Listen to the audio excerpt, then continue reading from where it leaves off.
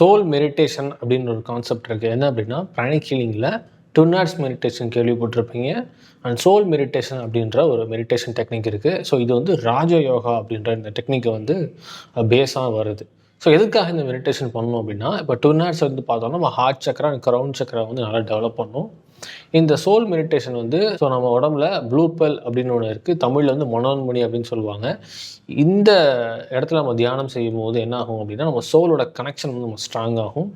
இதனால் என்ன பெனிஃபிட் அப்படின்னு பார்த்தோம் அப்படின்னா, இப்போ டுன்னார்ட்ஸ் மட்டுமே பண்ணிட்டு இருக்காங்கன்னு வச்சுக்கோங்களேன், அவங்க ஹார்ட் அண்ட் க்ரௌன் நல்ல பிக்கராக இருக்கிறதுனால ஈஸியாக ஒருத்தருக்கு ஹெல்ப் பண்ணுவாங்க. ஸோ இதனால் ரொம்ப அவங்கள்ட்ட வந்து ஃப்ரீயாக இருப்பாங்க.